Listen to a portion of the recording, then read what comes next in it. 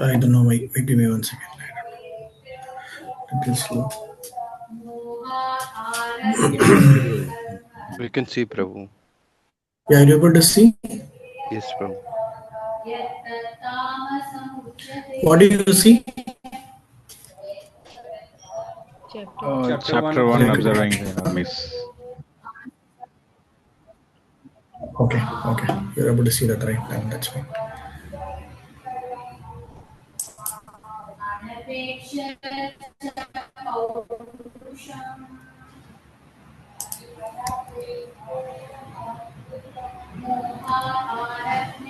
A little slow, but I think that's okay.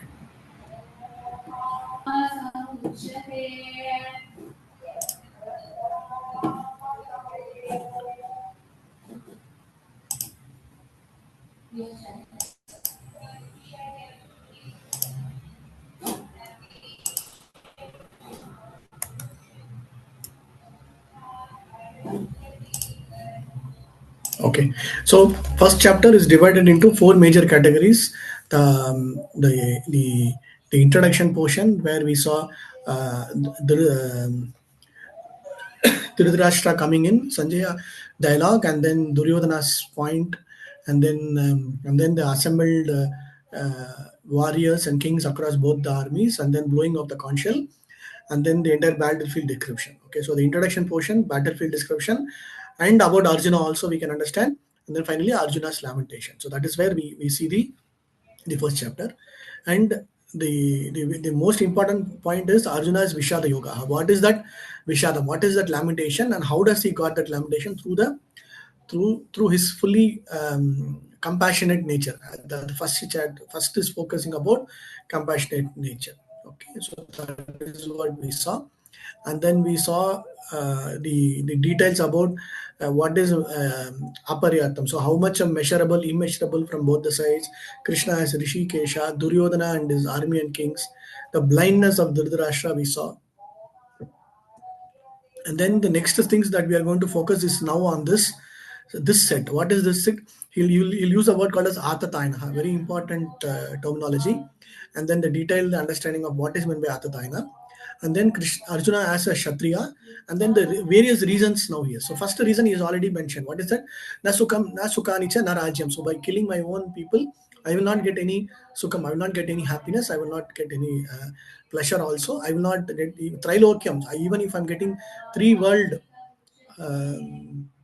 kingdoms in across all these seven planetary systems, I don't want. So that is what we saw. So next section he will talk about the other aspects of not to fight, of not to get into any kind of a war with the Kuru dynasty. And the last portion is he will give up everything, he will just simply stand. And then the first portion is I will not even defend myself. If somebody is going to come and kill me, let me die. So that is the last portion. Okay, that is the understanding. Okay. Let's continue. Yeah.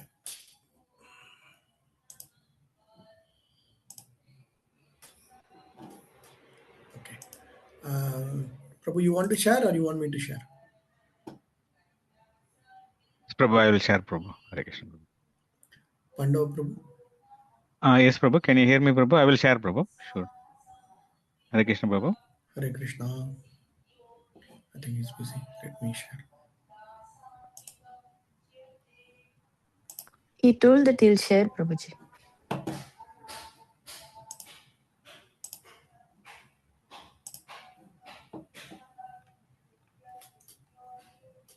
Hare Krishna, Prabhu. Can you hear me? Yeah. My voice is audible. Is it okay, or is it taking some bluffering? Yeah, we can hear you, Prabhu. I was telling I will share. Maybe I'm not sure some issue with my mic or not. You're not able to hear. Can you see? Okay. I'm sharing it, Prabhu, now. The Okay. sloka. So I'll go to. Okay. Sloka number 36.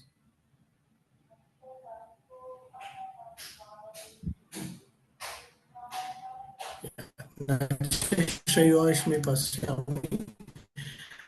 is completed, Prabhu. Oh, this is completed? Okay.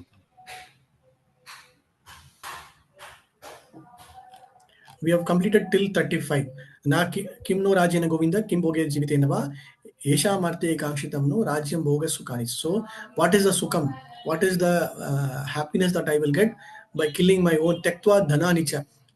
Whatever I want to get, I will get. Acharya, Pitra, Pautra, Pitamaha, Matula, Swarsha, Pautra, Shala Samvedasta. All of them. So Apitrailoka just say also whatever I wanted to get out of these three material worlds, three parts of the world, nothing is going to be. Ka Priti Syajaha. What is that I will get? What is that I will get by killing these people? So Krishna is called as Janardana here. Okay. Interestingly, Krishna is called as Madhusudana. Krishna is also called as Janardana here. Okay. Janardana means one who maintains the entire. So in a way, this sloka between we are trying to understand the sloka between 32 to 35.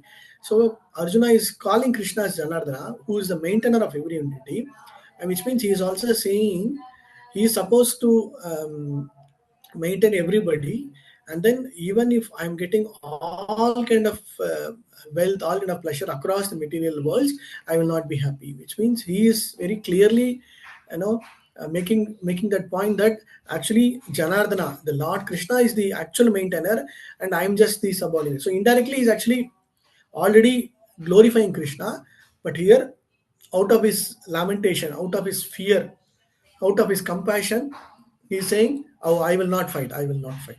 Okay.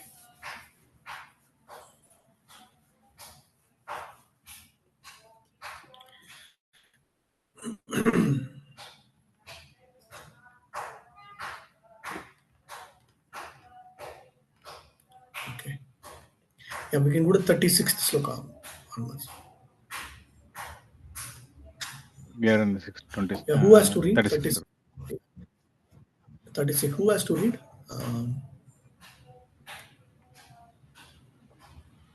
This week I finished last for Okay. maybe Rajeshri Mataji. It's okay. Anybody? Yeah, it's okay. Yeah, Rashma. Hare Krishna, Prabhuji. Hare Krishna.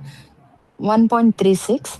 Apamevashrayed dasman hatvetanatatayinah tasmannarha vayam hantum dhartarashtan swabandhavan swajanam hi katam hatva sukina syama madhava.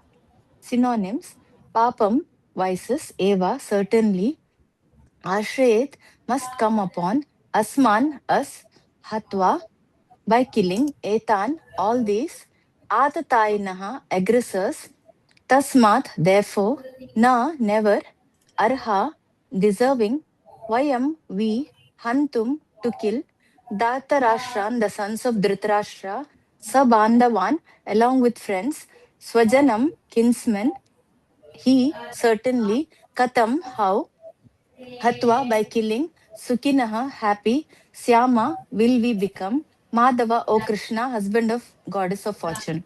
Translation and purport by A.C. Bhaktivedanta, Srila Prabhupada ki jai. Sin will overcome us if we slay such aggressors. Therefore, it is not proper for us to kill the sons of Dhritarashtra and our friends. What should we gain, O Krishna, husband of the goddess of fortune, and how could we be happy by killing our own kinsmen? Purport. According to the Vedic injunctions, there are 6 kinds of aggressors. 1, poison giver. 2, one who sets fire to the house. 3, one who attacks with deadly weapons. 4, one who plunders riches. 5, one who occupies another's land. And 6, one who kidnaps a wife. Such aggressors are at once to be killed, and no sin is incurred by killing such aggressors. Such killing of aggressors is quite befitting any ordinary man, but Arjuna was not an ordinary man. He was saintly by character, and therefore he wanted to deal with them in saintliness. This kind of saintliness, however, is not for a Kshatriya. Although a responsible man in the administration of a state is required to be saintly, he should not be cowardly. For example, Lord Rama was so saintly that people even now are anxious to live in the kingdom of Rama, Lord Rama, Ramarajya. But Lord Rama never showed any cowardice. Never showed any cowardice. Ravana was an aggressor against Rama because Ravana kidnapped Rama's wife, Sita. But Lord Rama gave him sufficient lessons unparalleled in the history of the world. In Arjuna's case, however, one should consider the special type of aggressors, namely his own grandfather, own teacher, friends, sons, grandsons, etc. Because of them, Arjuna thought that he should not take the severe steps necessary against ordinary aggressors. Besides that, saintly persons are advised to forgive. Such injunctions for saintly persons are more important than any political emergency.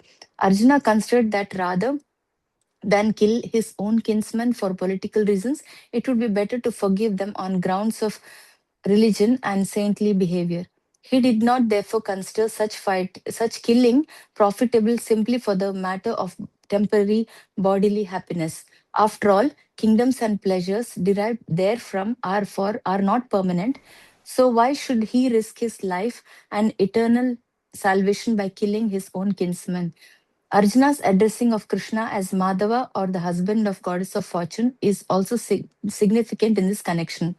He wanted to point out to Krishna that as the husband of the goddess of fortune, he should not induce Arjuna to take up a matter which would ultimately bring about misfortune. Krishna, however, never brings misfortune to anyone, to say nothing of his devotees. Hare Krishna, Prabhuji. Bhakti, you're able to hear? Hare Krishna, Prabhuji. Papa Meva Shraye Dasman. That one, Prabhuji? The shloka? I couldn't hear you, Prabhuji. We are not able to hear you, Prabhuji.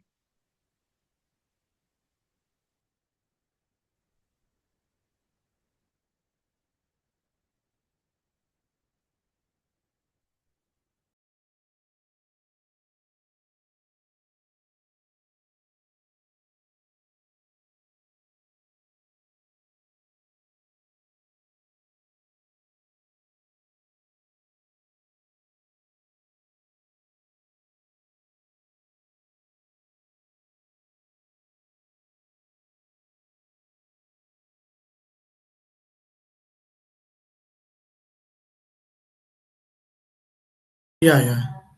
It's okay, Mataji. I think just hold on. Others are able to hear me? Now only we are able to hear, Prabhu. 1 second, just hold on.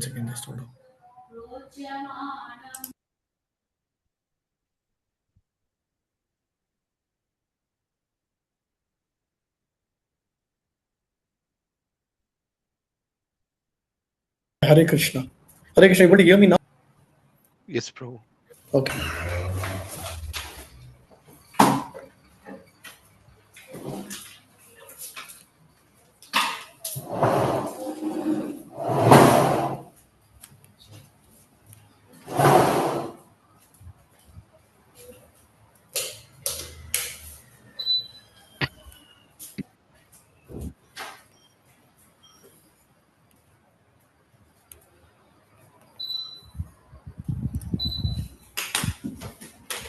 Okay. Hare Krishna. Is it audible now? Yes, Prabhu. Yeah. Yes, Prabhu. Okay. So this sloka is all about, most importantly, Arjuna is talking about somebody called as Atatayana, right? So actually what Arjuna wants to convey is totally opposite to what Krishna wants to do. So one way of seeing Arjuna's lamentation is, initially he was physically getting down. Physically meaning physically melting down, and now slowly he is getting mentally also breaking down, right? Somebody generally in normal circumstances, somebody will be mentally down but physically will be strong, they will be able to do it mentally, you will not see it. But others, somebody will be physically down but they will not be able to perform physically, they will feel anything, right? But then later they will be strong, right? But here both physically, mentally, and actually spiritually also. So that is where we have to see. Spiritually means the knowledge portion. So now he is talking more uh, from a typical mental platform, or a platform where he was trying to bring in all kind of reasons. Okay, Papa Meva Shrayat Asmin. What is saying? Sin to overcome, we slay such aggressors. Actually speaking, what is the most important thing? This Atatayana, these people who are called the aggressors or Atatayana. Actually speaking, by dharma, by performance of act, of killing them, we are supposed to get only punyam, not papam, right? But Arjuna, what is he trying to put? He is trying to put that particular understanding that no, if we kill them, it is not proper for us to kill the sons of this Dhartarashtra. If you are able to kill them along with their swajanam, certainly I will get papam. Okay. So the previous sloka I was telling, I will not get happiness. Now he's going a little further and said, I don't want papam, which means what? He doesn't want to. Papam, generally papam leads to what? Papam leads to, if you perform bad things, what will happen? To go to hell. Yeah. Hell. Go to hell. Okay. They incur sin. Incursion means decline. what? Huh? Negative Yeah, karma. there will be, decline. sorry? Negative karma. Negative karma. We're going to suffer, Prabhu. Suffer, exactly. That's all. Very simple. See, when I kill somebody, I'll get happiness, I'll be enjoying. Here, when I kill somebody, I'll get papam. So I will suffer. So both, if you see, both are opposite. So Arjuna is trying to first, previous sloka, he's telling, oh, if I kill them, I will be victorious also. I will be getting lot of wealth. I will be getting everything, but still I will not be happy. Okay, then Arjuna sees Krishna. Krishna is not going to change. Krishna is just listening, and then immediately Arjuna puts the other way. He say, oh, if I kill them, I will get papam. Which means I will get suffering. I don't want to suffer. I don't want suffering. I don't want any bad karma. I don't want to get more of suffering, right? So when you do papam, you will definitely get suffering. There's no doubt about it. So he is making that point that I don't want to be taking up any kind of suffering in this life because I don't want to do this papam. Okay, so he is trying to be putting a very judge kind of a very justifying. He is trying to not to perform this particular act, and then he is talking about Atatana. And Krishna, Prabhupada is also bringing about what is the true character of a Kshatriya, and he is referring to Lord Rama also, right? Lord Rama was very saintly, but at the same time not a coward person. He was very, very, very dynamic, very bold, and at the same time he gave lot of opportunities to Ravana. At the last moment of death, also Ravana was given an opportunity. Now also I will forgive you if you surrender unto me. If you just say, I'm sorry, it is my mistake, I kidnapped Sita, just leave me. I'm very sorry. If the moment he says that moment also Rama was ready to forgive Ravana, right? So that is what Rama's glory is about, right? So he did not show any kind of fear. Rama did not show any kind of cowardice. Rama did not show any kind of this one. He was very clear. He was very as a Kshatriya, he was very clear in what objective is and what needs to be done, how it needs to be done also was very clear, right? So Arjuna's point of view of Atatayana should be taken up opposite. If we don't kill still people only, that is what Krishna will tell in the next chapter. Here Arjuna is saying, if I kill somebody, this Atatayana, I will get papam. But actually speaking what? If you don't kill only, you will get papam. Okay, that is the Krishna's point of view. That is what is actual dharma. Right? So if that is what Rama also, because Rama kidnapped Sita, somebody's wife, because because Vali took over Sugrivan's kingdom, right? So these are all some of the reasons why Rama killed Vali also, killed Ravana also, right? That and all is as per dharma, as per a Kshatriya he was doing. So if somebody is an Atatayana, it is your duty as a Kshatriya. You are supposed to do that act of killing them. And you will never get papam, you will actually get punyam. You will actually get more, what do you say, more victory. Not even victory, actually more fame and name. Okay, so that is what is the next important point he will talk.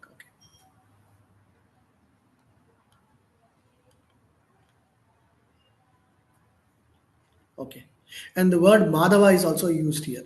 Okay, very nicely, Madhava, husband of goddess of one. So somewhere when Arjuna calls Krishna as Madhava, Janardana, Rishikesha, every sloka is actually binded with Krishna's name according to the particular reason of not fighting. Okay, here reason of not fighting is what?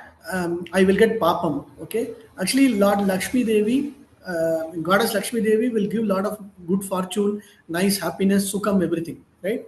But actually, who is giving that nice good fortune, everything? It is through Krishna only, right? So that is where Arjuna is also nicely pointing it out or glorifying Krishna indirectly when he calls Krishna as Madhava, and then connecting this particular reason. That is also kind of a binding point in which there is a specific reason behind calling Krishna as Madhava. Krishna is called as Janardana, and Krishna is called as Govinda. Krishna is called as Rishikesha. Krishna is called as Achyuta, right? So everywhere, if you see, it will relate to that particular cause or reason for not to fight. Okay.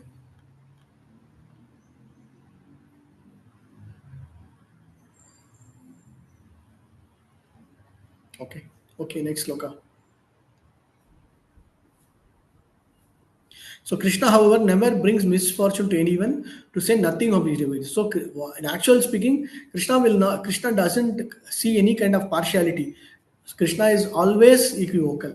And Mother Lakshmi Devi also, whomsoever is perfect in their activities, perfect in dharma, perfectly following religious principles, Lakshmi Devi will definitely give them whatever they require, right? What kind of dhana, what kind of wealth they want, Lakshmi Devi will always provide them.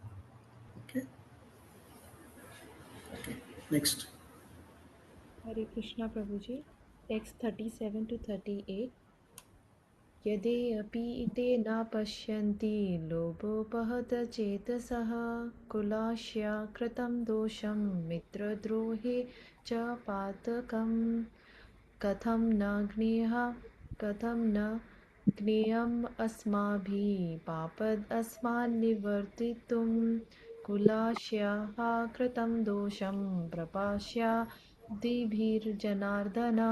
Synonyms: Yadi, if, api, even, ite, they, na, do not, pashyanti, see, lobha, by greed, upahata, overpower, chetasaha, their hearts, kula, shyaha, in killing the family, kritam, done, dosham, fault, mitra, drohe, in quarreling with friends, cha, also, patakam, sinful reaction, katham, why, na, should not, gnayam, be known, asmabhihi, by us, pa, pa, from sins, asmat, nivrutum, to cease, kula, shaya, in the destruction of a dynasty, kritam, done, dosam, crime, prapashyadihi, by those who can see, janardhana, O Krishna.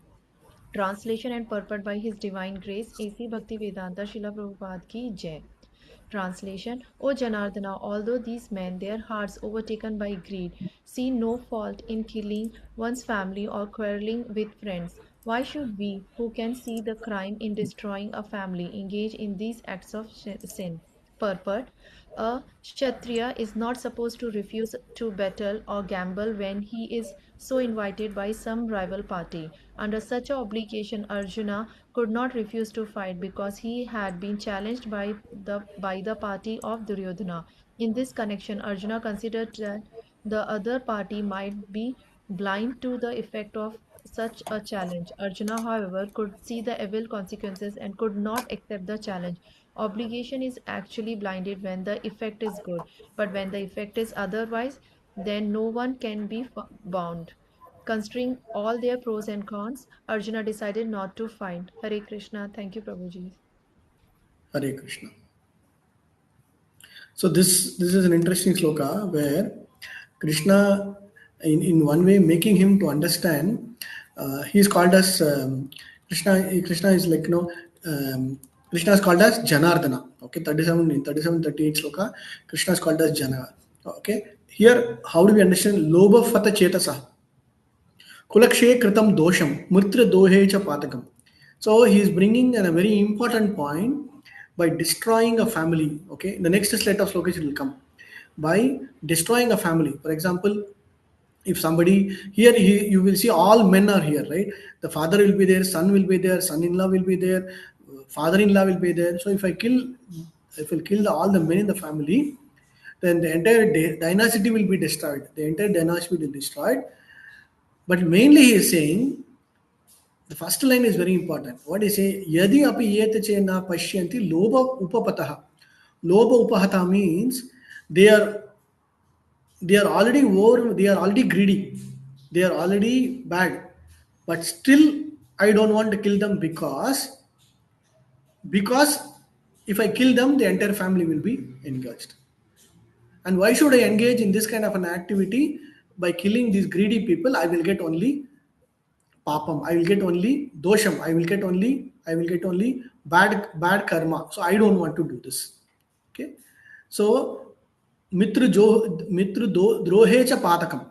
Patakam means sinful reaction. So whatever I try to do will actually result in more of papam, more of bad karma, more of bad activities by killing my own people who, even though their heart is overtaken by greed, they are already very greedy, they are already in the state where they are supposed to be not fighting, they are actually fighting against us. Okay. So that is one aspect. But what is Prabhupada is putting is a Kshatriya is not supposed to refuse the battle. So as a Kshatriya, if somebody calls for a battle, like for example, why Yudhishthira is always always considered as a weak person, because he was always called for gambling, right? So everybody will ask this question. First time he went to the game and then he lost everything over. Then the second time also, why does he go and then accept that the gambling match, right? He should have thought about it. He should have done, right. But what is the principle says? He went by the principle. But what is that principle says? If somebody calls you for a uh, what do you say? Gambling. You see, you can say, like, in Kshatriya it is like, hey, you come, means they will have to do. I don't know what is correct English word. How do you say it? If somebody calls you challenge. Correct. Challenge. Yeah, the challenge is a perfect word. So if somebody calls for a challenge, you have to accept the challenge and go. So that is how the Kshatriya mentality. So that is why Yudhishthira went for it, and then all the consequences. So one way Yudhishthira was right. The other way of seeing the challenges also, sometimes we have to use our intelligence to decide on the challenges also, right? So that is one aspect of seeing it. But here, Prabhupada is making obligation to the challenge is also very important. Sometimes obligation is actually binding when the effect is good. When the effect is otherwise, obligation can be that no one can be bound. Okay, very nice principle. Obligation is actually binding when the effect is good. Any other example you can think? Obligation is actually binding when the effect is good. But when the effect is otherwise, then no one can be bound.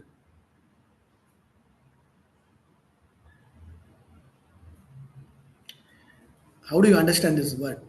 Obligation is actually binding. Any examples? Okay, you split this sentence into two parts. Obligation is binding when the effect is good. Any examples? Even in Mahabharata, even in Ramayana, even in many other examples, even in personal life also. Anybody?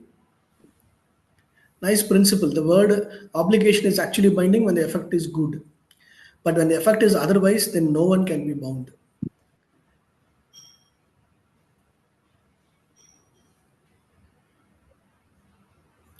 Charity for the good cause. Charity for the good cause. Is it an obligation or not an obligation?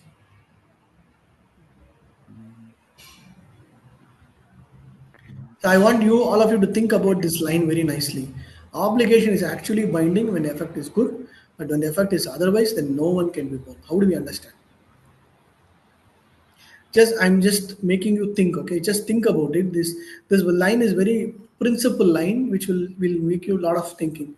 Are we all obligated? First of all, Pandav Prabhu, your point is correct.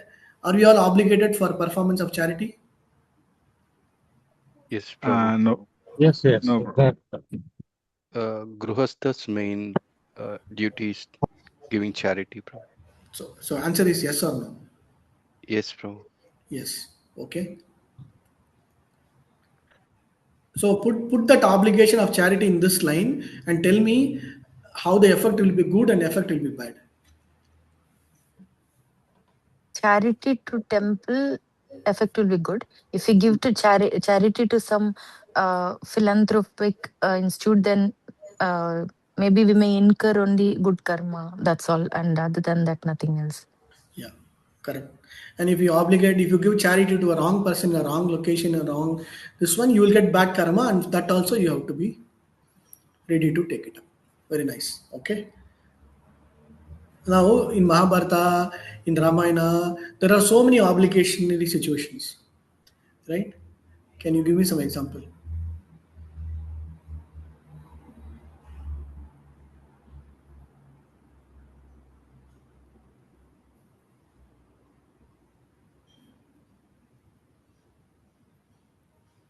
In Ramayana, all the Vanaras were fighting on behalf of Were they one obligated?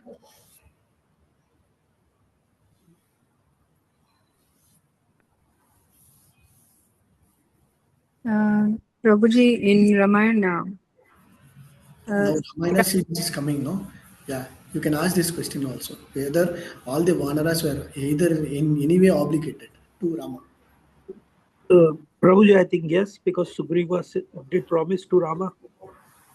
Sugriva only promised, no? Yeah, Sugriva. Correct. Prabhuji, Sugriva is can we obligated. give example of Barbarik? Example of? Barbarik in Mahabharata, whose head Krishna asked for. Okay, okay. Prabhuji, Sri Ram killing Wali. Ram killing Wali is also obligated. Yes, obligation here because he took the vow and promise that to Sugriva that I will definitely kill your brother because he did the injustice. So the obligation. Okay, yeah, both the sides obligated. Either Rama is obligated to Sugriva and Sugriva is also obligated to. Prabhuji, can we give Prabhuji, example? Can you give example of Kunti Maharani who had to look after the other two children, Nakula and Sahadeva? Correct. Okay, good. Okay.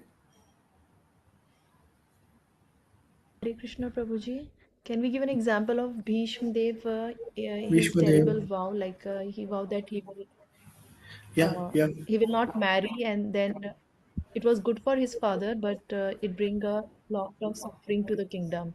So his vow become the binding here. Correct. So there are a lot of obligations. Like if you go through Mahabharata, Ramayana, everybody are obligated to other person in some way or the other. Rama was very much obligated to Jadayu. Rama was very much obligated to Sabari. Rama was very much obligated to all the Vanaras, right? And Vanaras also were obligated to Krishna, to Rama, because Rama is the supreme person. Rama is the properator. Rama is the actual Rajyam under his thing only. So either way, they are obligated, right? So if you see the relationship between any personalities, there is an obligation binding. Okay, are we obligated to our children? To yes. Are we obligated to our parents? Yes. Parents are also obligated to us in some way. So obligation is a part and parcel of a relationship. Like reciprocation is part and parcel of a relationship, right? You want to have love and affection, there should be a relationship, right? There should be an obligatory relationship, right? So same way, obligation is a very nice aspect of maintaining a very nice relationship, right? So it might be obligation might be the weightage of an obligation might vary between personality to personality, some way or the other. That is okay, but still, as a social living being, we are always obligated to any other person. We will not say, oh, I'm not at all obligated. No. Are we obligated to the society? We are obviously obligated to society. Are we obligated to the government? We are obligated to the government. So like that, there's a big terminology in the obligation part. But here, the understanding what Arjuna is trying to bring in, because if I kill everybody, my obligation is already actually lost. My is everything done. It is making me opposite. So I will not do it. But Prabhupada is making a very nice terminology. Obligation actually binding. Binding here means this binding is not the material bounding of Jivatma. It is more of a very close relationship, close understanding, close connection, which is actually good, which is necessary, which will bind, which will give more strength, which will give more happiness. But if the obligation is totally opposite, then it will have bad efforts, it will have wrong efforts. That is what is trying to Arjuna is trying to put it. But Krishna in the next chapters he will talk about how exactly the binding is to be understood, more from an obligation perspective. Okay. So either way, if you see Bhishma was obligated, Dronacharya was obligated, many of the personalities are also obligated, but where did they put the obligation is what really matters. Even in Ramayana also, everybody were obligated to each other in some way or the other.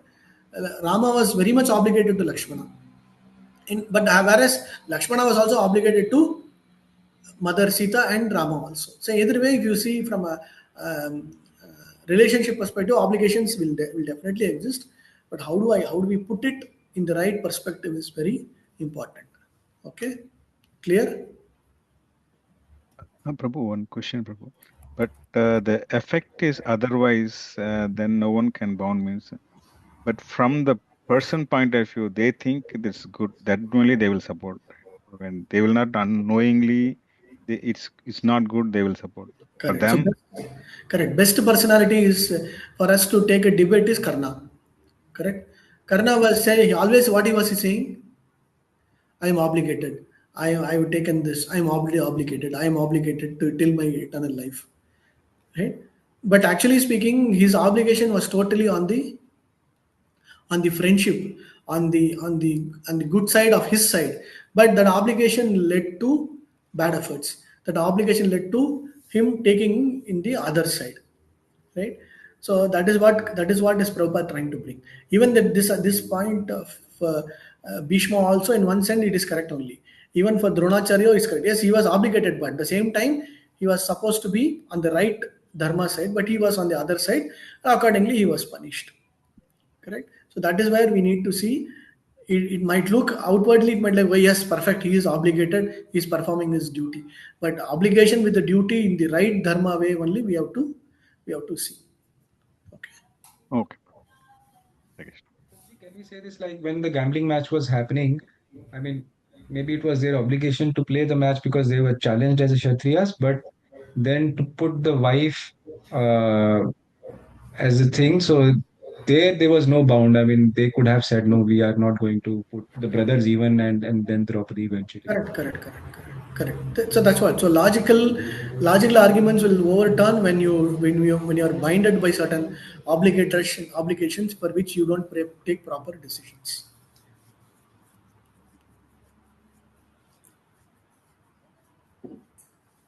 Okay.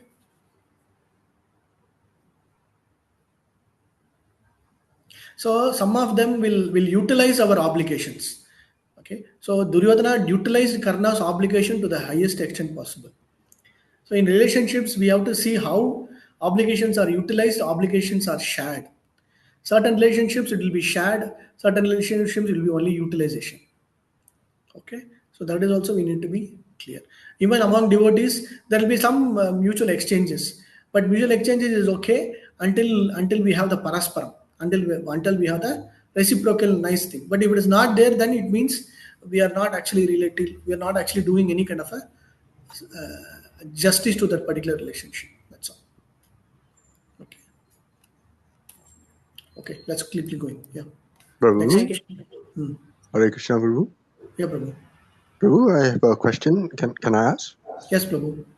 Yeah, there's one verse in Srimad Bhagavatam that is related to obligation. It says that when you perform devotional service, you are no longer obligated. So how do we not take undue advantage of this verse?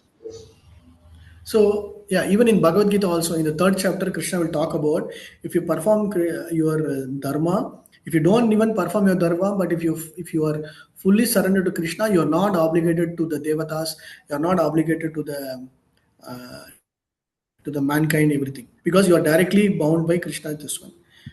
But what is the most important thing is until you perform your until you have not completely surrendered to the Supreme Lord, there is a you have to follow the dharma, you have to follow the Vedas, and Vedas prescribe. Vedas define the obligations. We are already obligated to the devatas. We are already obligated to the panchabhutas. We are already obligated to the social society. We are already obligated to our parents. We are already obligated to our own friends and relatives.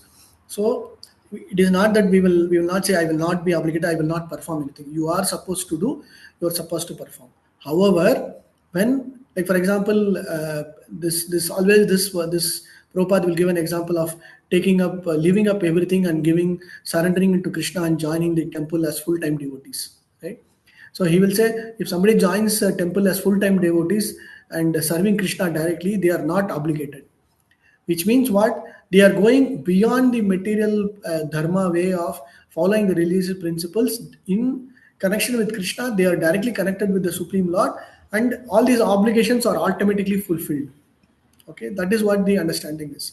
But if you are not yet fully connected, not fully surrendered, then you are obligated, you are supposed to perform it. For example, sannyasis, any full-time devotees who have given up their entire social living, given up their entire family, given up their relatives, given up everything, their obligation is directly towards the Supreme Lord, which means they are perfectly in a situated state. But until then, we are always obligated to our friends and relatives. Our Guru, we are obligated to our Acharya, we are obligated to others also. Is it okay, Prabhu? Yes, Prabhu. Thank you. Hare Krishna. So in Bhagavatam also is there, even in third chapter Karma, when Krishna is talking about what is meant by obligation, what is meant by Swadharma, he will talk about this also. Okay. Yeah. Next sloka. Hare Krishna Prabhuji. Kulakshay pranashanti kuladharma sanatana dharme nashte kulam kritsnam adharmo bhivavatyuta. Synonym. In destroying the family, pranashyanti, become vanquished, kuladharma, the family traditions, sanatana, eternal, dharme, religion, nashte, being destroyed, kulam, family, kritsna, whole, adharma, religion, abhivapati, transforms, uta, it is said. Translation and purport by Bhaktivedanta Srila Prabhupada ki jai. With the destruction of the dynasty, the eternal family tradition is vanquished, and thus the rest of the family becomes involved in irreligion. Purport. In the system of the Varnashram institution, there are many principles of religious traditions to help members of the family grow properly and attain spiritual values.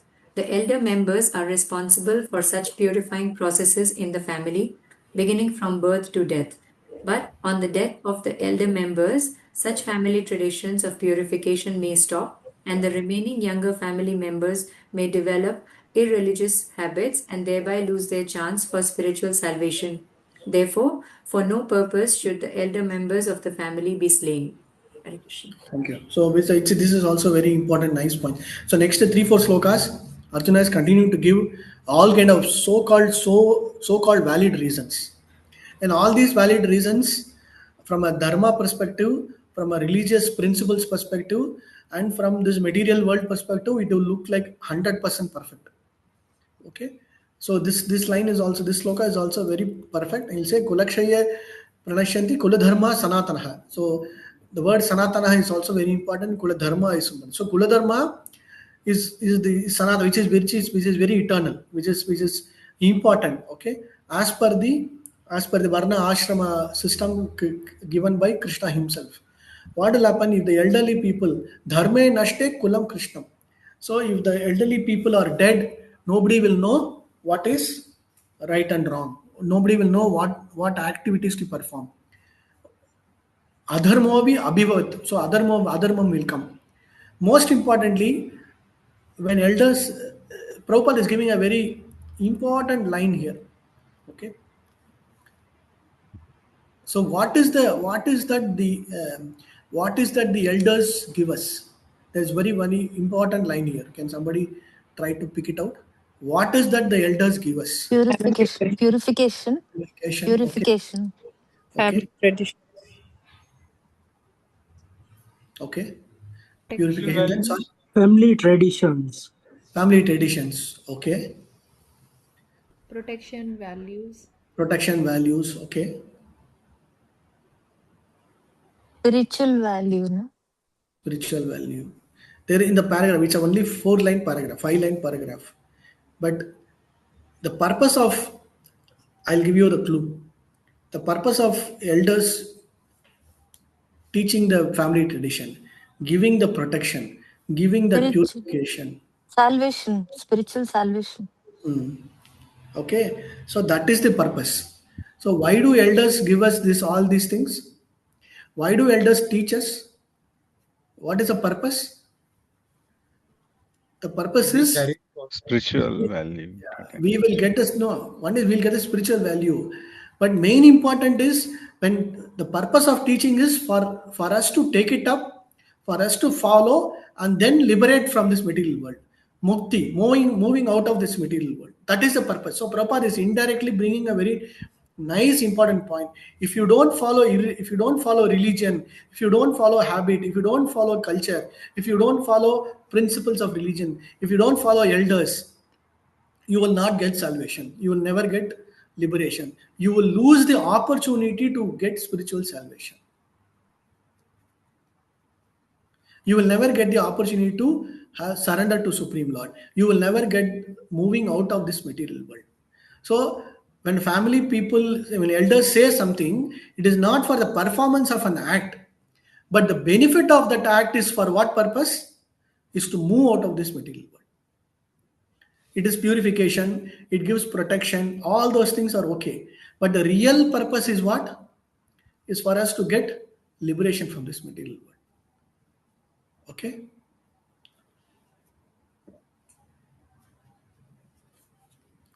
Do you understand what is that? If you see, it's a very simple word, but it has got so much of meaning in it. Family grow properly and attain spiritual values. So what is that spiritual value? So all the godly qualities, all the daiva sampat, all the satyam, saucham, arjam, all nice qualities. But what is the purpose of those all those qualities? Is to get spiritual salvation, is to move out of this or come out of this material entanglement, move out of this, transcend from the material platform to a higher platform. What is the purpose of religious traditions? What is the principle? Why it is there? Somebody will say yes, to live sukham saukam, to live happily in the material world. Yes, that is absolutely right. You do 1, 2, 3, you will be happy. Correct. And follow these things, you will be happy. And if you don't follow these things, you are protected. So those are all one aspect at a lower level.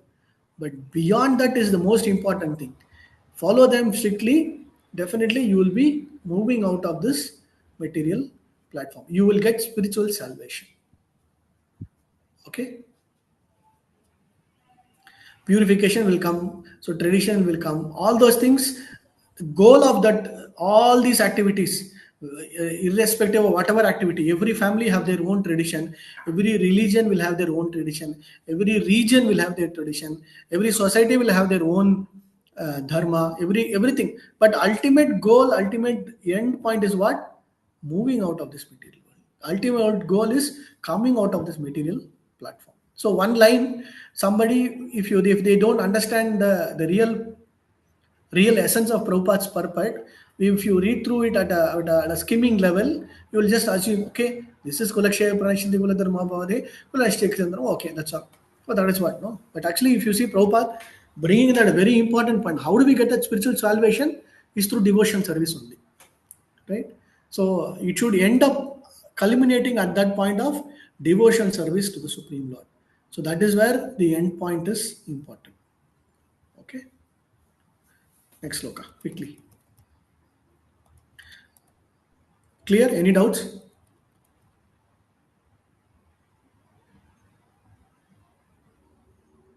What is meant by purifying process? The elderly members are responsible for purifying process in the family. What kind of purify person? Right from birth, punya janam they call it, right? When a baby is born, they'll do punya janam. Punya janam means after the 11th day or 40th day or 60th day, whatever day, irrespective of the society, they'll do punyaka vachanam, which is they'll do a purificatory process. They'll do a havan, they'll do homam, they'll clean up the entire house, they'll wash everything. Those are all things. And then the same thing when they die also somebody will do. Say, right from birth to death, this purificatory process. When you do graha pravesham, they will do punyavacham, they'll do homam, then they will take the kalasham, they'll put the water. So all those things are all purification process. Goal is what? Is to move out of this material world. Okay, though as per our shastras, sampradaya portion will change from one society to another society. Sampradaya will change, but the goal remains the same. Okay.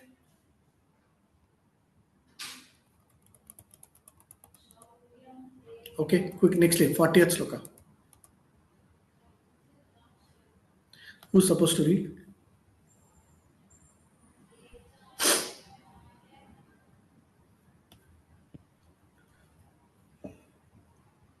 Ramarasika Mataji can read. She was missed last turn. Whomsoever missed the class, last class, please read. Okay.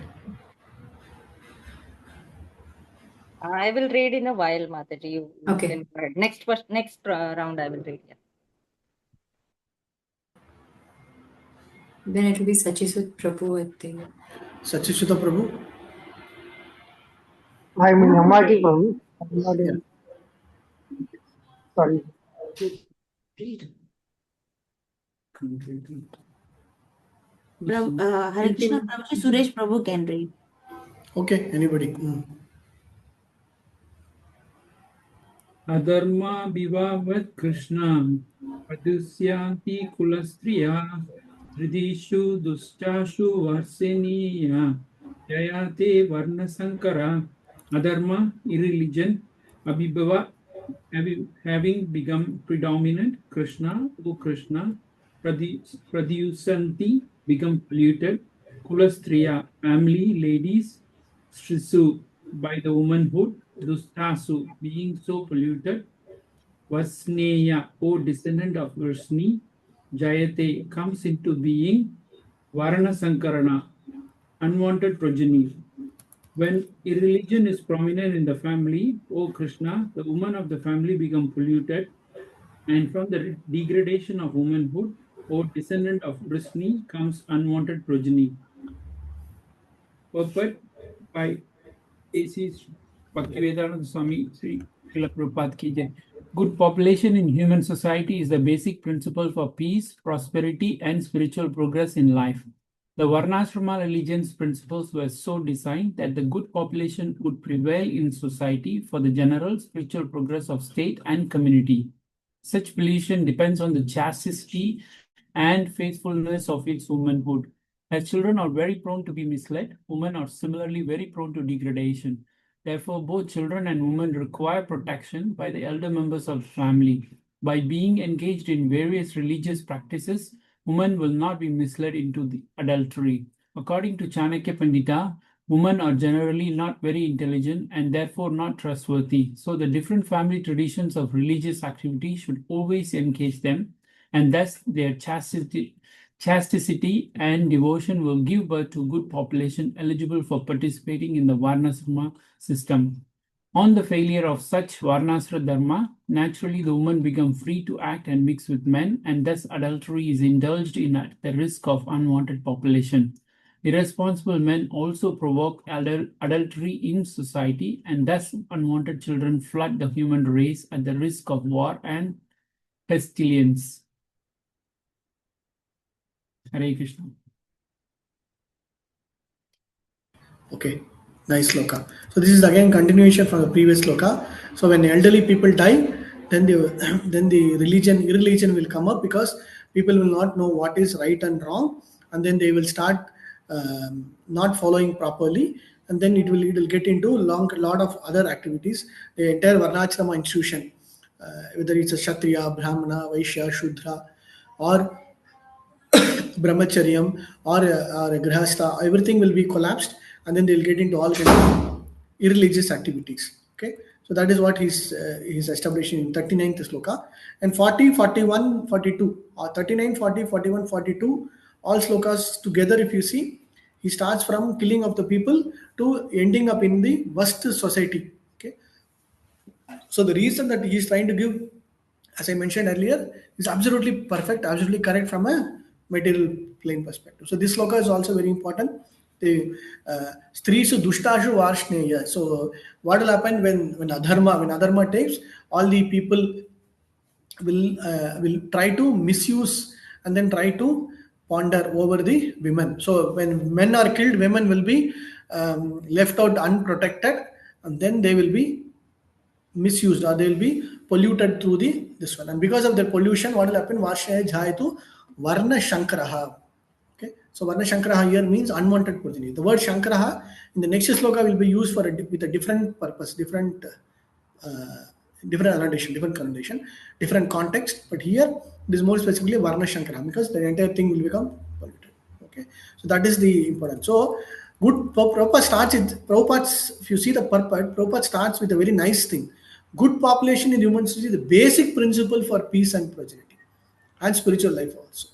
So if people are good, then everything will be good, and then the peace and prosperity will be there, and then that will help. So basic thing, if you see, if the people are good, then all the good things will happen, and then it will help them to move. It will help them for their salvation. It will move them from a normal state to a higher state in the spiritual life.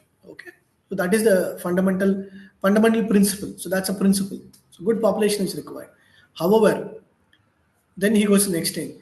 The same population has got a lot of ways get polluted, because when the chastity and faithfulness is with women. Okay, that's a very important aspect. So when people read through this purport, people will always take up to the point of what Chanakya Pandita said. Okay, but actually, to be precise, more importantly, what is the actual point that Prabhupada is trying to convey is all about glorifying women with a lot of chastity and faithfulness. Okay, so indirectly he's saying men are not 100% chaste, 100% not faithful. Okay, in that way we can see how Prabhupada wants to put. So chastity refers from a womanhood perspective.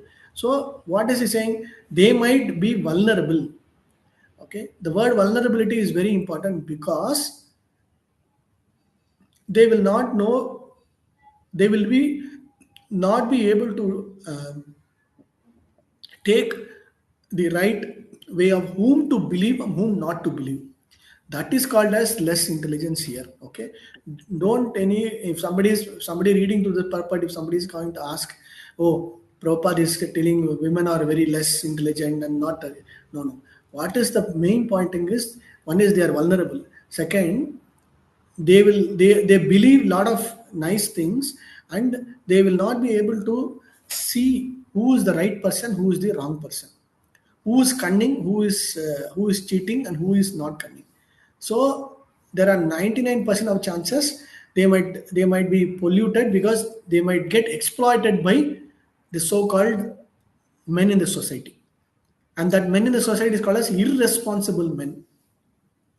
So Prabhupada wonderfully using the word terminology here. If the men are responsible, they know how to protect the women. They know how to protect the society. They know how to talk with women. They know how to give respect to women, everything. But the so-called irresponsible men will be trying to cheat the women, and then because women will assume that they are good people, they will get exploited. Okay, and that is where it'll get into the wrong aspect. Okay, that is where we need to understand.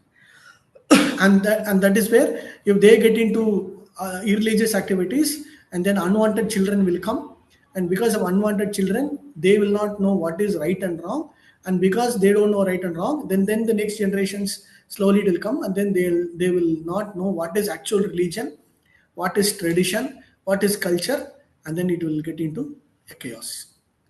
Okay, so that is what is the crux of this particular purport. And we can see in this material world, in some countries, this is very prevalent, right? If you go to any other Western countries or Eastern countries or any other countries, some of the specific countries, there is nothing called the religious way of principle acting, the way of how to do or follow a traditional way. All those things are completely devastated, completely modified, and then because of that, nobody will know what is the actual principles of religion. So that is why they have their own way of suffering. Okay. Prabhuji, can I add something here? Yeah, go ahead, go ahead. Prabhu. Prabhuji, don't know the verse, but I read that all this is mentioned because women are not very clever. They're innocent basically, and they trust easily even the enemies. I think in the verse, which I don't know the number, even Draupadi saw, the son of the,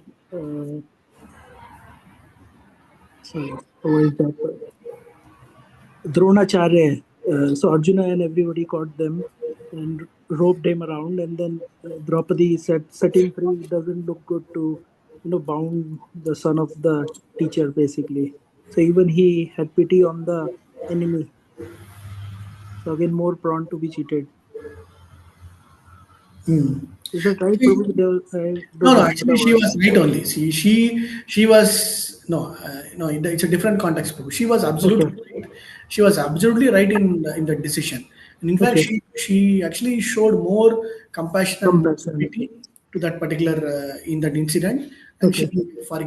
she forgave or gave forgiveness to that to Ashwatthama. So in a way, Ashwatthama. she is above that particular level. She is beyond that particular state of this one. There's no doubt about it. Okay, please. Also, probably I just wanted to ask, like, you said a very good line that, how Arjun is going from killing people to society getting worse. So, can we, say that, here we can see that Arjun has kind of starting forgetting his warrior qualities uh, because he has killed many people, he has killed many men, and same applies for those battles as well. But now he is trying to take a different path by forgetting his warrior self. Correct, correct. He himself, that's all I'm saying. So from a physical to a mental to a spiritual, he's slowly going away.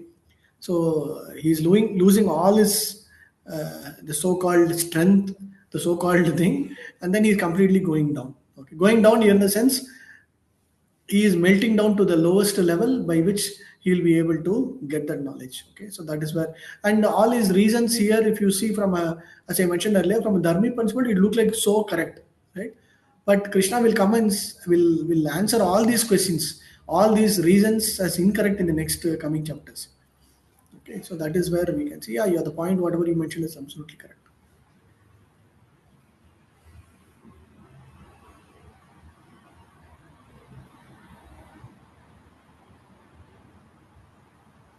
Okay, maybe we'll see one more sloka and then stop. Okay.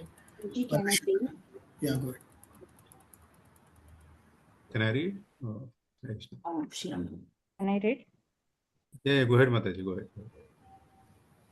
शङ्करो नरकायैव कुलघ्नानां कुलस्य च पतन्ति पितरो घेषां लुप्तपिण्डोदका Sankaraha, such a unwanted children. Narakaya, make for hellish life. Eva, certainly. Kula Gnanam, for those who are pillars of the family. Kulasya, for the family. Cha, also. Patanti, fall down. Pitaraha, forefathers. He, certainly. Esham, of them. Lupta, stop. Pinda, of offerings of food. Udaka, and water. Kriyaha, performances. Translation and purport by His Divine Grace, Bhaktivedanta Swami Srila Prabhupada Ki Jai. An increase of unwanted population certainly causes hellish life, both for the family and for those who destroy the family tradition. The ancestors of such a corrupt families fall down because the performances for offering them food and water are entirely stopped. Purport. According to the rules and regulations of rotative activities, there is a need to offer periodical food and water to the forefathers of the family. This offering is performed by worship of Vishnu because eating the remnants of the food offered to Vishnu can deliver one from all kinds of sinful actions. Sometimes the forefathers may be suffering from various types of sinful reactions, and sometimes some of them cannot even acquire a gross material body and are forced to remain in the subtle bodies as ghosts. Thus, when remnants of prasadam food are offered to forefathers by descendants, the forefathers are released from ghostly, or other kinds of miserable life. Such a help rendered to forefathers is a family tradition, and those who are not in a devotional life are required to perform such a rituals. One who is engaged in the devotional life is not required to perform such actions. Simply by performing devotional service, one can deliver hundreds and thousands of forefathers from all kinds of misery. It is stated in the Bhagavatam 11.5.41.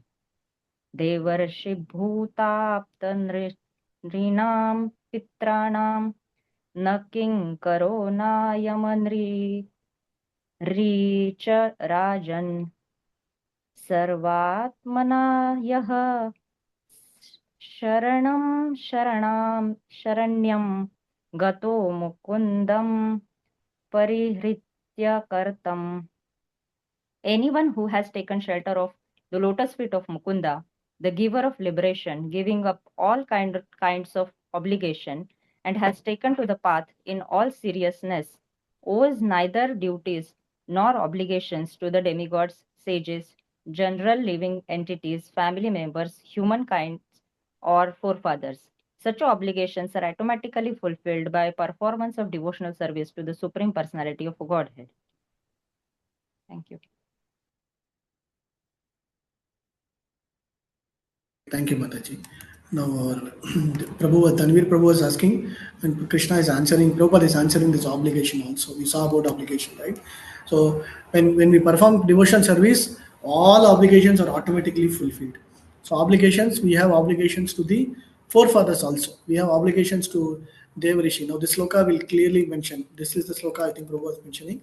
Also very important. Na kinkaro nayam na rajan sarvatmanaha sarvam sharanam charanyam Kato Mukandam Parihatya Kartam. So Deva Rishi, we are obligated to Devatas, we are obligated to Rishis, we are obligated to Bhuta Panchabhutas, we are obligated to Naranas, we are obligated to other people also, and then we are obligated to the forefathers also, family members further. So what Prabhupada is mentioning through the purport is very clear. So once we Gato Mukandam Parihatya Kartam, so when you surrender to the Supreme Lord, all the obligations are automatically fulfilled. So this is the conclusion. So, but from the action perspective, you see, until we get into this act of not performing a full devotion service or surrender, we are definitely obligated, right? So we have to, we are. It is better for them to perform certain obligatory things than not performing things, so that it will be very easy. But if you are fully dedicated to Krishna and then following the principles what laid down by Prabhupada, we are not at all obligated. Okay, that is the understanding. But from the other perspective, what Arjuna is trying to bring in is also an important thing. From an unwanted population, what will happen? They will never know what is right and wrong. Their life is also getting into hellish life. So which means they will do all kind of irreligious activities. Family tradition will be completely destroyed, and then the families will fall down, and because of the fall down they will not perform their religious duties here means giving food and water, lukta pindodaka kriya. So they have to perform pindadan, they have to perform certain pindadan activities. So if the family tradition runs away, if the elders are gone, then the children doesn't know who their entire family tradition is, and they will be not performing the regular activities, and they will do whatever their whims and fancies, and automatically they will go into religious hellish condition only. Nothing specifically they have to do. Automatically they will get into hellish conditions only. So that is the main point. And if you see from Arjuna's standpoint, it is absolutely correct. Yes, what will happen? So, but Prabhupada is going into the next level and saying these obligations are automatically fulfilled by performance of devotion service to the God. And then Krishna will answer this in the next section.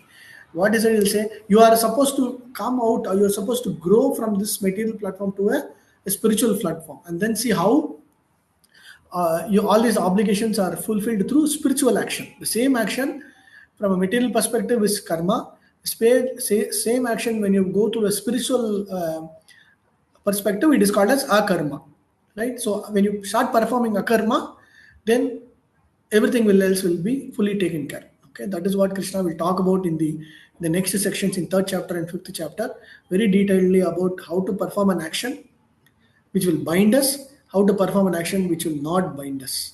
Okay, so that is what we will see. Okay.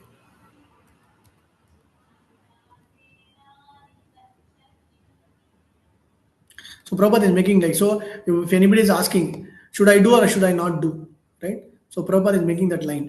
Those who are not in devotion service are required to perform such activities. Okay, so which is what Prabhupada is recommendation. So it is up to the individual. It is up to the individual family, individual decision. They have to follow the family tradition. They have to follow the elders. So just follow whatever it is required, so as to ensure your devotion service is not impacted. We are still growing in our devotion service. We are obligated both the sides. Means perfectly okay, no issues. Continue to whatever we are trying to do, and then at some point of the time there will be a good realization, and then you can take a decision. Okay.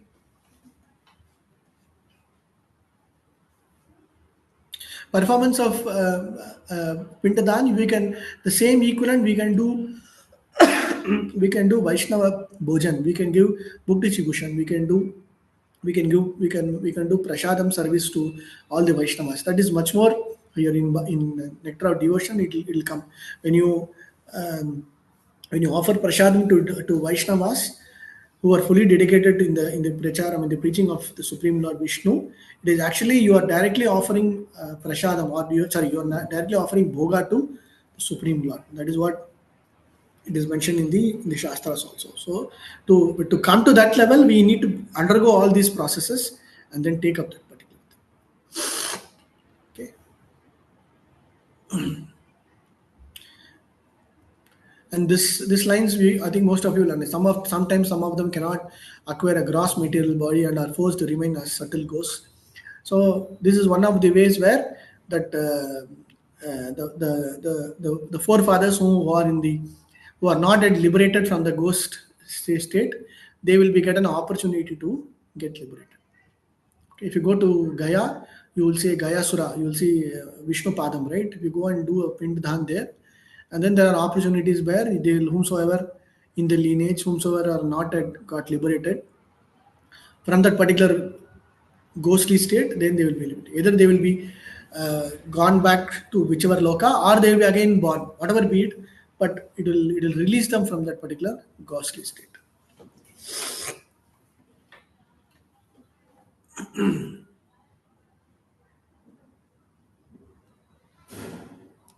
Okay, I think we can stop here. Next class we will try. Saturday we'll finish of this first chapter. We'll do a thorough revision of the first chapter also. Main thing is what are all the main causes that Arjuna is telling. He is telling 4 to 5 causes of not performing his war in this particular chapter. We will also continue in the next chapter. Few slokas, first few slokas in the next chapter also, and then he will do a complete. He'll do a complete shutdown, and then Krishna will start giving the obligation in the second chapter. So the last portion of this chapter is all about reasons not to fight, in which there are specific sections. One is I will not get Sukhanicha, I will not get victory, I will not Rajna. Then today we saw I will not Papam, I will get Papam only when I kill this Atatayanaha. And then then men will be killed, which will lead to irreligion, which will lead to decay in the society, which will lead to family decline. And then when family decline goes, then social order of Varna Shankara, social order also will go away. Women will get polluted, and because of women pollution, unwanted progeny, unwanted children will come, and because of unwanted children, lot of hellish activities will happen, and then they will also go into hellish life, and because of that even the forefathers also will not be liberated. So there is a big chain reaction he is making. Because I kill, men will die. Because elderly men will die, nobody will know how to guide them, and because of no guidance, women will be not protected, and because of women not protected, women will be polluted and by irresponsible men, and because of women pollution unwanted children will come, and because of unwanted children they don't know what is right and wrong. They will act in all illicit activity leading to hellish kind of life, and because of that also the last point is they will not perform actual principles and they will not do pindadhan, and that which means that is also affecting the forefathers. So it is not only this, he's talking about current generation, he's talking about future generation, he's talking about past generation also. So one act, how is it getting affected with all the current generation, future generation, and the past generation also. So all the generations, entire thing will be affected. So I will not fight. Okay. So that is where he stands. Even the next sloka also, I think the next few slokas also, 42, 43 also the same thing. Doshe rite kulagnanam varna shankara karaihi. That also will be kuladharma shashvata. Same he will talk about. Okay. And then 44, 45 he will say, oh my God, I'm going to do a big papam. So he will conclude this entire chain and he'll say, oh my God, it is better I didn't fight with them. It is better I will just, this one I will just leave. So that is where he will. Okay. I think we'll stop here. Any questions? We stopped at sloka number 40. Hare Krishna Prabhuji. Yes, Prabhu. Just regarding this purport 40, right? This you explained nicely about the woman, generally not intelligent and therefore not trustworthy. Always this question is being, asked to me by two, 3 times actually. Yeah, why Prabhupada is saying, this quoted here actually. So, and you explained, but again, could you just summarize this actually, because I wanted to capture that. So according to Prabhupada is bringing Chanakya Pandit, it's not Prabhupada actually. Chanakya Pandit is quoting because they are wanting what is meant by not intelligent here means they are vulnerable to get cheated by others, which means they are not intelligent enough to understand who is the right person, who is the wrong person. So these irresponsible men will come and try to play very nice person, nice things, and then they become vulnerable. And because they are vulnerable, what will happen? Whomsoever trusting them also will get affected. They whomsoever following them also will become fall down or getting to wrong things. And actually speaking, they are also becoming not trustworthy. They will also become falling down. So it's kind of a chain reaction, which is because from the knowledge perspective and the state by which they are, because they are faithful. Why it is because they become too much faithful depending upon the particular person who is trying to behave with them. Okay, and that is why they are becoming vulnerable. And then they are also very chaste. So for women, chastity is the biggest strength. But with that chastity and faithfulness, they also become vulnerable. They also become get cheated because they are completely become faithful to that particular person. Like for example, somebody comes and say, "Oh, I'll do," so they'll become so much of obligated to them. So they'll completely believe them, right? But actually speaking, they become vulnerable. That is because they are not able to find out whether that particular person, whomsoever is there, is right or wrong. So that is why the word very less intelligent is word is used. Okay, Prabhuji, thank you. Actually, he is in this purport. One thing that is actually more scolding is for the men than women. Yeah. Okay. So, but people will think only about this part. But actually, Prabhupada is giving a big slap to the men's society. Okay. He's talking about unwanted, irresponsible men. Okay. And then that is where the entire thing is. And he's actually glorifying. He's glorifying how population depends on chastity and faithfulness of women. So a good society is depending upon the chastity and the faithfulness of women. That is more higher than this part. So when somebody asks this particular point, you talk more about what is good from a chastity and faithfulness perspective. That is more better than this particular thing. Okay, Prabhuji, thank you. Actually, they are glorified.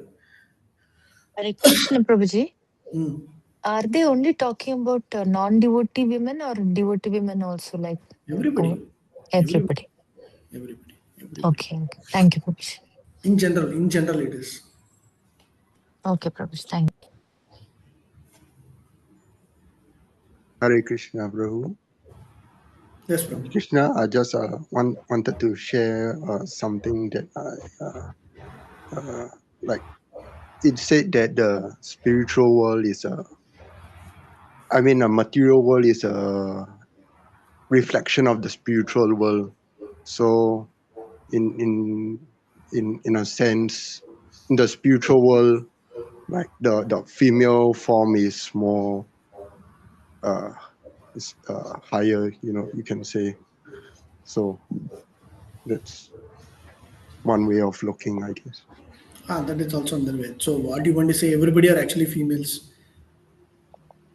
No. I mean, what I wanted to say is like in the material world. Oh, okay. You mean to say Yeah. in the spiritual world, women are more intelligent. Yeah, something like that, I guess. Yeah. Okay. Yeah. Correct. Can I just for my understanding to be clear, because this shlok was, this was told by Arjuna regarding this woman thing and all those things. And if you see the times of Mahabharata, the women were actually very intelligent and, like Kunti, Draupadi, and there are many other references. It's just that because he was feeling bad that he did not want to fight, maybe some social structure existed at that time, and he referred that because men will not be at homes, women may get polluted. And and Prabhupada just referred to what Chanakya said. And Chanakya's time was then when social structure was deeply patriarchal and women had very less access to everything. So maybe it's just a reference and not much. Like sometimes, it gets blown out of the context. Correct. That is also another point of view. But one point of view, it's a right way of seeing it also, Prabhu. Another way of seeing this is also even during that time, women were not protected. Women required protection. Yeah. So what about the Kali Yuga? What about this age? Right. So even 5,000 years ago, it is the same situation, and now also it is the same situation. Even Chandragupta Maurya, this Maurya dynasty, some 1,000 years ago, same thing only. Chanakya Pandita was like around that period only. So in the same thing only we can say. Both ways we can see. Both ways we can say women were very super duper intelligent. They were highly qualified, highly that is also there. But at the same time, this kind of an situation was also existing. Prabhuji, one question. The intelligence is completely on a bodily platform, or it is connected to the soul also? Like No, how we can completely at the bodily platform. Completely at the bodily platform.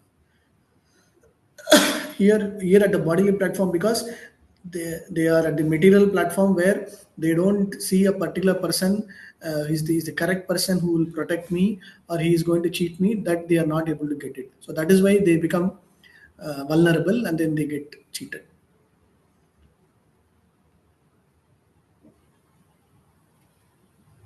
At the spiritual level, it is not what do you say, we don't even have to worry about at a spiritual level. This is more from a standard social order, standard way of understanding the correct religious principles. How do I know? How do I evaluate people? How do I judge people? How do I take proper decisions? Those are all at the material platform.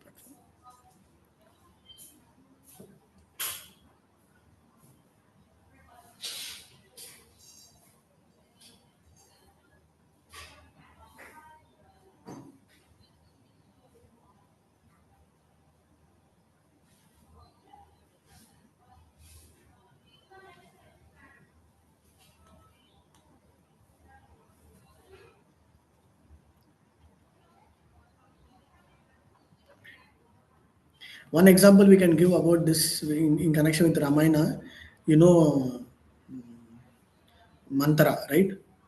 Mantra, Kuni.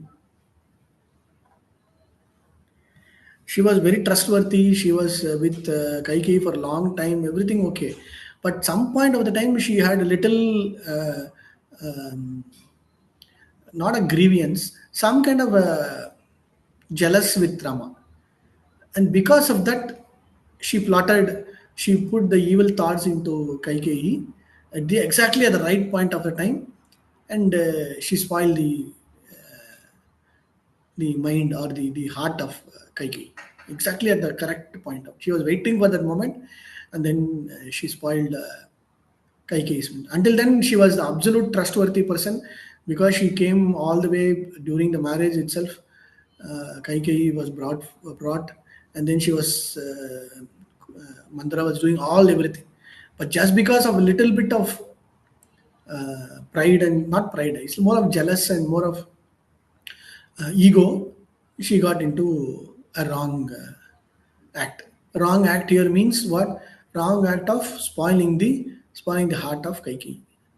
And because she was 100% trustworthy, Kaikeyi 100% believed whatever she said. If at all Kaikeyi had utilized her little intelligence, how come Rama can cheat my own son? How can Rama will? No. Anyway, Rama will only do. But Kaikeyi uses a very, very sharp intelligence way of finding the weakness of Kaikeyi and putting that weakness into the mind of Kaikeyi. Then Kaikeyi started thinking. Until then, she was all okay. Okay, maybe after Ramayana series, I will tell you that. What she will tell, you want to know, or we'll close the session? We want to know, Prabhuji. She will tell all kind of reasons. Okay, she will tell all kind of reasons, but finally she will tell two reasons. Okay, she will tell Rama will go this one. Your son Bharata will become a slave of Rama, and you will become servant of Kaushalya. That till that moment she will not worry. Then the last point she will say, you will have to be begging, or you will have to be dependent on Kaushalya, and so far you have been giving so much of dana dharma everything, and you will become servant of Kaushalya. That moment only Kaikeyi will start thinking. What is the reason is, every time when even before marriage also, Kaikeyi was considered a very great dhanavan. She will give a lot of, whomsoever comes to Kaikeyi, she'll give a lot of wealth. And even in this in Dasharatha period also, something, anybody wants anything, they will go and ask directly Kaikeyi. So Kaikeyi had that little pride in herself. Whomsoever coming, I will be able to give. So that is what was in her subtleness. Okay, so that is a weakness. Outwardly, you might think, "Oh, I'm a big dhanavan, everything." But actually, that becomes a weakness. So Mandra utilizes that exact weakness and tells, "Hey, even if Rama becomes king, that is also okay. Your son Bharata will become his servant.